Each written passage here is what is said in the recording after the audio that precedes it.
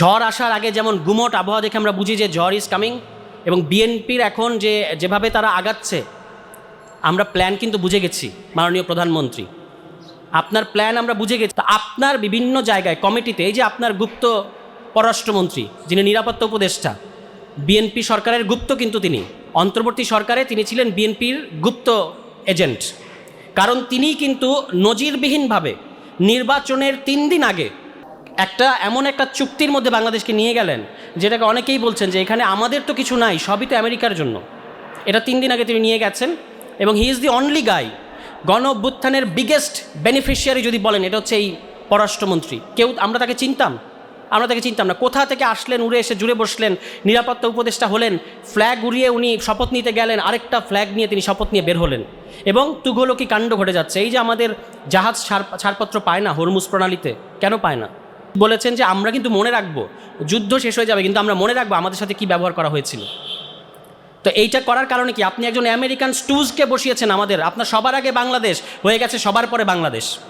দেখা যাচ্ছে যে এখন সবার আগে আমেরিকা, সবার আগে ভারত, সবার আগে ওই যে ব্যাংকের যে কাণ্ডটা করেছে আজকে দেখেছেন আপনারা, তারা যে ব্যাংক নিয়ে কি করবে এটা পরিষ্কার। ওই যে কমিউনিটি ব্যাংক, পুলিশের যে ব্যাংকটা, সেখানে একজন অত্যন্ত স্কিল্ড মানুষ এমডি হয়েছিলেন, তাকে চাপ দিয়ে পদত্যাগ করানো হয়েছে। কেন? কারণ একজন অত্যন্ত ইনফ্লুয়েন্সিয়াল মন্ত্রীর রেফারেন্সে আরেকজনকে এমডি বানানো হবে, এবং যার নাম আসছে তার বিরুদ্ধে অতীতে জালিয়াতির অভিযোগ আছে। এভাবেই বিএনপি আর্থিক খাত সামলাবে। অর্থমন্ত্রী গর্বের সাথে বলেছেন পার্লামেন্টে যে বিএনপি আসলে কোনো ম্যাক্রো ইকোনমিক বড় কোনো ক্রাইসিস হয় না, কিন্তু অলরেডি তো আমরা দেখতে পাচ্ছি লেজে গোবরে করে ফেলেছেন। টাকা ছাপাচ্ছেন বাংলাদেশ ব্যাংক থেকে, অভ্যন্তরীণ ব্যাংক থেকে ঋণ নিচ্ছেন, আইএমএফের কাছে গেছেন হাত পাততে, আইএমএফ আপনাদেরকে ঋণ দেয় নাই, কিন্তু সমানে কার্ড বিলি করছেন। তো এই সরকারকে আমি বলেছি যে government of the card, for the card, by the card, কার্ডের সরকার, কার্ড সরকার। এবং আপনারা খেয়াল রাখবেন যে পশ্চিম বাংলায় মমতা দিদি, ওই যে দেখছেন না, বাম রাজ্য থেকে রাম রাজ্যে পদার্পণ, বাম রাজ্য থেকে পশ্চিম বাংলা এখন কি রাম রাজ্যে আসছে, ভায়া দিদি রাজ্য, মানে বাম রাজ্য থেকে রাম রাজ্যে পদার্পণ করেছে দিদি রাজ্যের মধ্য দিয়ে। এই দিদি অসংখ্য কার্ড দিয়েছেন, লাভ হয় নাই। কার্ডের রাজনীতি করে লাভ হবে না। কার্ড তো শুধু ওই নির্বাচনে, সামনে স্থানীয় সরকার নির্বাচন, তাদের প্রার্থীরা যেন ভোটে সুবিধা পায়, এই জন্য তারা কার্ডের লোভ দেখাচ্ছে। এটাই হচ্ছে কার্ডের রাজনীতির কারণ। এবং এখানে তারা শুধু কার্ড কিন্তু ওই মানে ফ্যামিলি কার্ড দিচ্ছে না, আমি বলেছি যে আসল ফ্যামিলি কার্ডটা কিন্তু বিসিবিতে, তারা বিসিবিতে ফ্যামিলি কার্ড দিচ্ছে না।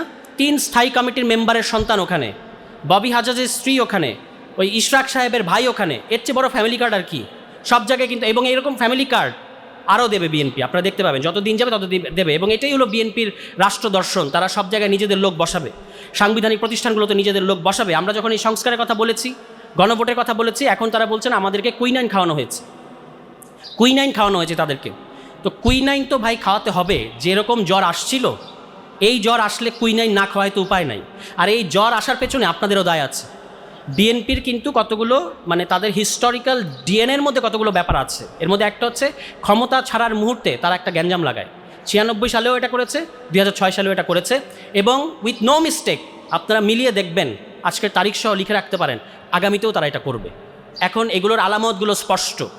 ঝড় আসার আগে যেমন গুমোট আবহাওয়া দেখে আমরা বুঝি যে ঝড় ইজ কামিং, এবং বিএনপির এখন যেভাবে তারা আগাচ্ছে, আমরা প্ল্যান কিন্তু বুঝে গেছি মাননীয় প্রধানমন্ত্রী, আপনার প্ল্যান আমরা বুঝে গেছি। যে প্ল্যান হচ্ছে আগামী নির্বাচনের সময় আপনি কিভাবে আপনার দল নির্বাচনকে ম্যানিপুলেট করবে, এটার অনেক আলামত আমরা এখন থেকে দেখতে পাচ্ছি।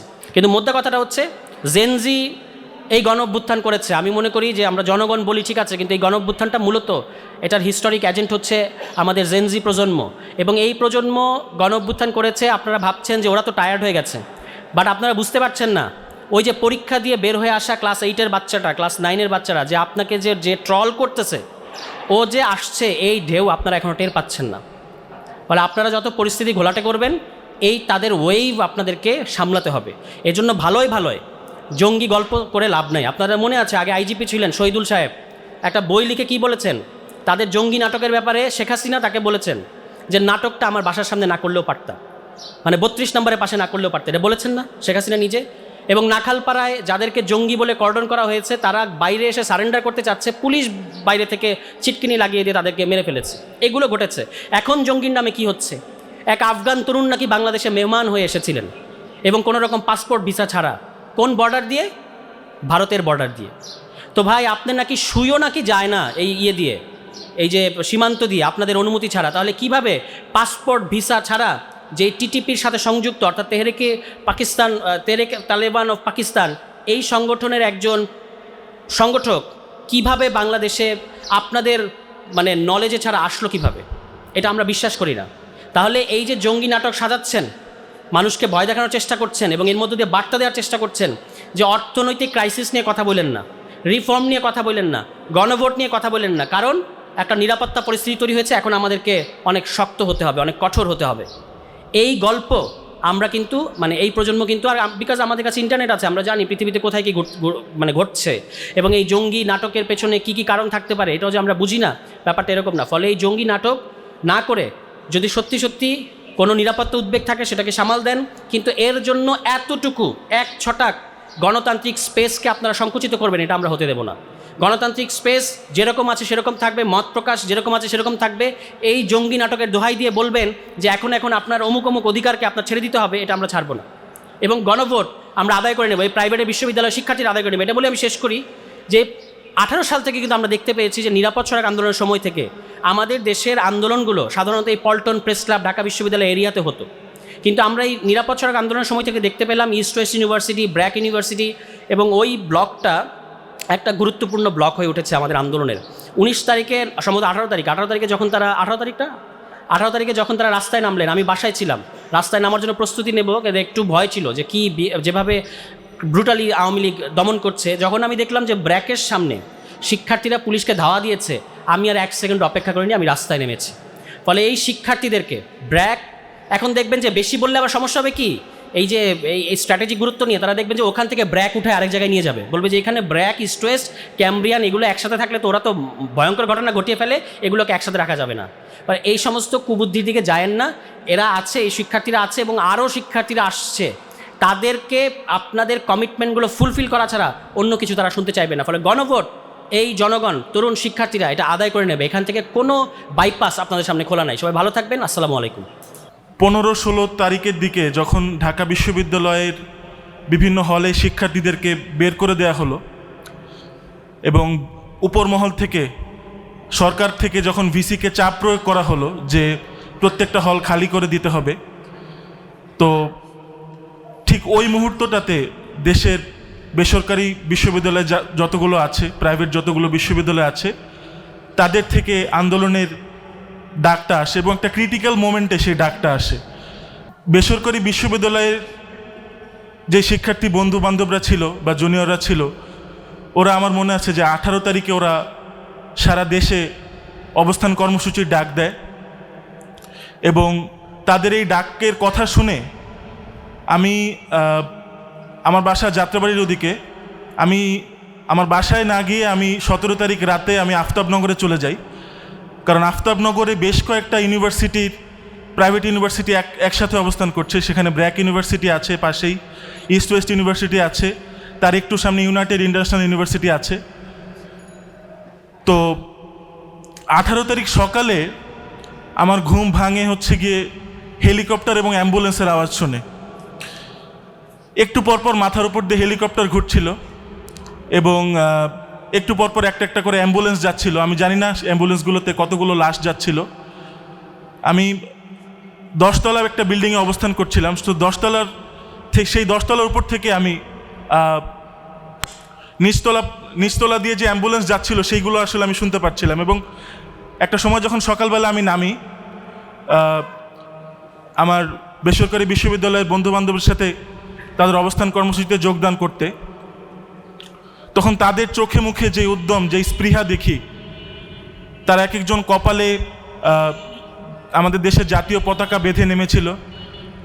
তাদের এক একজনের হাতে যা ছিল, তারা যা নিয়ে পেরেছে, লাঠি বা যা কিছু পেরেছে তাই নিয়েই তারা নেমে পড়েছিল। এবং তাদের সাথে সাথে আসলে আন্দোলনে সামিল হতে পারাটা আমার কাছে একটা গর্বের বিষয় বলে আমি মনে করি।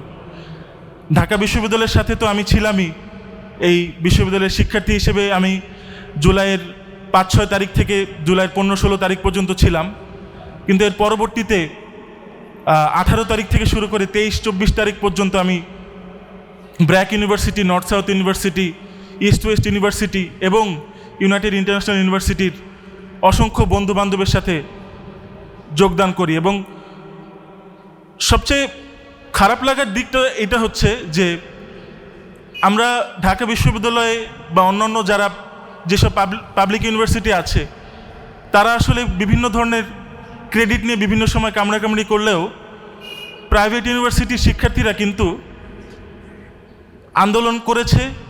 5ই আগস্টের পরে তারা নিজ নিজ জায়গায় ফিরে গিয়েছে এবং পড়াশোনা শুরু করে দিয়েছে। দেশ গঠনে যা যা করা দরকার তারা করেছে। কিন্তু দুঃখজনক হলেও সত্যি, আমার আগের বক্তারা বলে গেল যে আমাদের যে জাতীয় পর্যায়ে যারা নেতারা আছে, যারা রাজনৈতিক অভিভাবক আছে, তারা ঐক্যমত্য কমিশনের যে এক একটা সিদ্ধান্ত, সেই সিদ্ধান্ত গ্রহণ করতে মাসের পর মাস সময় লাগিয়েছে। এবং আমরা দেখেছি যে বিভিন্ন ধরনের কমিশন গঠন হয়েছে প্রাইভেট এবং পাবলিক ইউনিভার্সিটির বিভিন্ন শিক্ষার্থীদের সমন্বয়ে। দুদক সংস্কার কমিশন, পুলিশ সংস্কার কমিশন এবং আরও নানা ধরনের সংস্কার কমিশন কিন্তু গঠিত হয়েছিল। কিন্তু সেই সংস্কার কমিশনগুলোর কোনো কার্যকরী পদক্ষেপ বা বাস্তবিক পদক্ষেপ কিন্তু আমরা এখন পর্যন্ত ফলপ্রসূ হতে দেখিনি।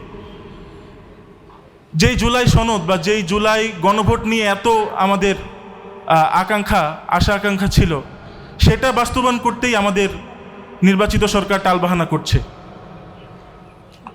তো আমার আগের বক্তারা আরও বলে গিয়েছে যে আমাদের সংসদ ভবনে যেসব বিষয় নিয়ে আলোচনা হওয়া দরকার বা প্রাইভেট ইউনিভার্সিটির সংস্কার নিয়ে যেসব বিষয়ে আলোচনা হওয়া দরকার, সেসব বিষয় নিয়ে তো আলোচনা হচ্ছেই না, বিভিন্ন অগুরুত্বপূর্ণ বিষয় নিয়ে আলোচনা হচ্ছে। আমি আমার বক্তব্য বেশি দীর্ঘায়িত করব না। আমার ভাই শহীদ ওসমান হাদি তার একটি বক্তব্যে বলে গিয়েছিলেন যে সে প্রেডিকশন করে গিয়েছিলেন যে বিএনপি তো এখন বিভিন্ন ঐক্যমত্য কমিশনের বিভিন্ন ধারায় বা জুলাই সনদের বিভিন্ন ধারায় যে ওরা নোট অফ ডিসেন্ট দিচ্ছে, ওরা তো নির্বাচিত সরকার হওয়ার পরে তারা তো এইসব বিষয় বাস্তবায়ন করবে না। এবং তাই হয়েছে, আলটিমেটলি সেটাই হয়েছে। বিএনপি সরকার নির্বাচিত হওয়ার পর থেকে তারা বলছে যে আমরা এটা বাস্তবায়ন করছি, কিন্তু তাদের পক্ষ থেকে কিন্তু আসলে কোনো প্র্যাকটিক্যাল যেই আলাপ, মানে সেই জুলাই সনদের ধারাগুলো যে বাস্তবায়ন হওয়ার যে আলাপগুলো, সেগুলো কিন্তু আমরা এখন পর্যন্ত দেখতে পাচ্ছি না, যা অত্যন্ত দুঃখজনক। তো তাদের পক্ষ থেকে, নির্বাচিত সরকারের পক্ষ থেকে জুলাই সনদের এবং জুলাই গণভোটের যে ধারাগুলো আছে সেগুলো অতি দ্রুত সংস্কার হবে, বাস্তবায়ন হবে, সেটাই চাই। এবং আমাদের প্রাইভেট বিশ্ববিদ্যালয়ের যেই শিক্ষার্থীরা আছে তারা যেন তাদের ফ্যাসিলিটিসগুলো যেন নিশ্চিত হয়, বাস্তবায়ন হয় এবং তাদেরকে যেন পলিসি মেকিংয়ে ইনক্লুড করা হয়, সেই জিনিসটার আশা রেখে আমি আমার বক্তব্য শেষ করছি। ধন্যবাদ।